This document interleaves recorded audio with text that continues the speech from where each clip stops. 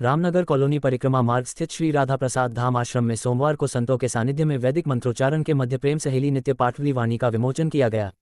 इस संबंध में महंत मोहिनी बिहारी शरण महाराज ने बताया कि यह वाणी स्वामी हरिदास पीठाधीश्वर आचार्य महामंडलेश्वर स्वामी राधा प्रसाद देवजू महाराज द्वारा संकलित रचित है, जिसका आज वृंदावन के चतु संप्रदाय विरक्त वैष्णव परिषद के सभी महंत जगत गुरु द्वाराचार्यों के परम सानिध्य में विमोचन किया गया है। महामंडलेश्वर स्वामी राधा प्रसाद देवजू महाराज ने बताया कि प्रेम सहेली वाणी में श्री स्वामी हरिदास जी की परंपरा के आचार्य के पद हैं, जिसमें मुख्य स्वामी हरिदास जी, विठल विपुल जी, ललित किशोरी देवजू, बिहारिन देवजू, रूप सखी जी महाराज, भगवत रसिक देवजू महाराज, राधा प्रसाद देवजू महाराज जी द्वारा सार गर्वित पदों का संकलन किया गया है, जिसके नित्य पाठ करने से स्वामी हरिदास जी की कृपा और रस की प्राप्ति होगी। इससे पूर्व ग्रंथ का पूजन अर्चन किया गया। जी पूज्य सदगुरुदेव भगवान श्री स्वामी हरदास पीठाधीश्वर आचार्य महामंडल स्वामी राधा प्रसाद देवजू महाराज जी के 78वां ग्रंथ अब तक रचना कर चुके हैं।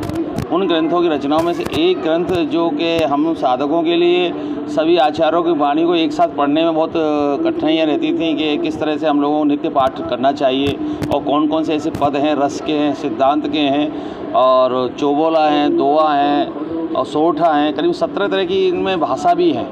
तो इन ग्रंथों में से किस तरह से हम लोग इन्हें पढ़ें और किस तरह से कौन कौन से पदों को हम लोग रोज़ नित्य पाठ करें, जिससे कि हमें स्वामी जी की कृपा मिल सके, आचार्यों की कृपा मिल सके, रस की हम अपनी चर्चा कर सकें। तो उसी को लेके प्रेम सहेली पूज्य गुरुदेव भगवान ने इस वाणी का नाम प्रेम सहेली रखा है। उस वाणी का आज विमोचन पूज्य सभी आचार्य महंत द्वाराचार्य सक्र सभी संतों के सानिध्य में ये आज शुभारंभ होगा।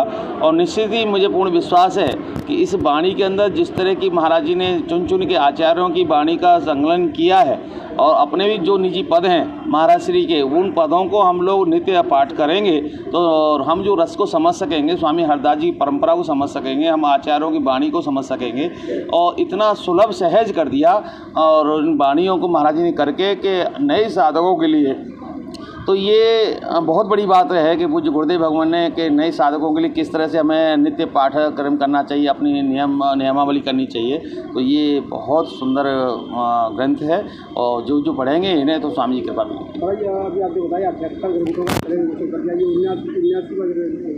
उन्हीं में से एक ग्रंथ है। वैसे महाराज जी के अब तक 14 ग्रंथों की रचना की विमोचन हो चुका है और अब ये 15वां ग्रंथ महाराज जी का है। तो अब तक रचनाएं तो हो चुकी हैं, पर महाराज जी हमसे विशेष कहते हैं कि ये कुछ वाणियाँ ऐसी होती हैं कि संतों के आगे चलती हैं, कुछ वाणी ऐसी होती हैं संतों के पीछे चलती हैं। जैसे ध्वजा फहरता है आगे और पताका फहरती पीछे।